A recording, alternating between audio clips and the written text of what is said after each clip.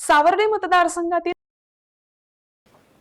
अब पूछना, पहले भारत का पासपोर्ट दिखाते थे क्या रिएक्शन आता है, और आज भारत का पासपोर्ट दिखाते ही मुंह पर हंसी आ जाती है वो विदेश वाला कर्मचारी का, और कहते हैं कि मोदी जी के देश से आए हैं। भारत के पासपोर्ट की वैल्यू बढ़ाने का काम नरेंद्र मोदी जी ने किया है। वो इसलिए कर पाए कि पूर्ण बहुमत की सरकार थी।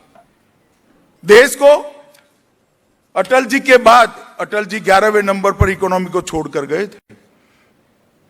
एक पायदान ऊपर नहीं चढ़ा पाई कांग्रेस की सरकार 10 साल में, 11वें नंबर पर स्थगित था मनमोहन सिंह के स्वभाव के अनुसार। एक पायदान ऊपर नहीं चढ़े।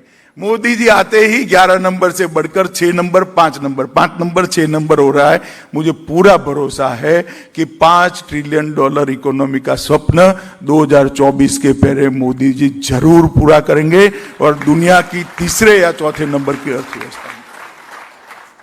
आत्मनिर्भर भारत का जो कल्पना रखा है, इसके अंदर देश की बहुत सारी समस्याओं का समाधान है, रोजगारी का समाधान है, बेरोजगारी का उन्मूलन है, देश की इकोनॉमी को बढ़ाना है, देश को दुनिया में सबसे अग्रिम पंक्ति में प्रस्थापित करना है।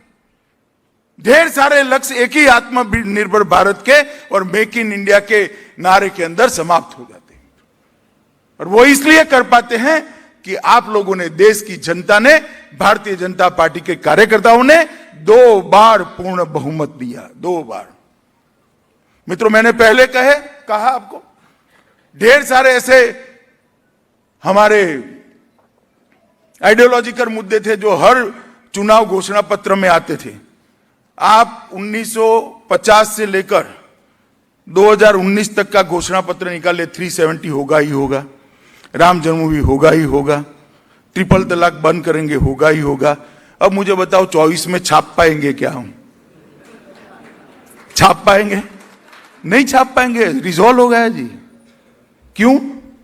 क्योंकि पूर्ण बहुमत की सरकार थी।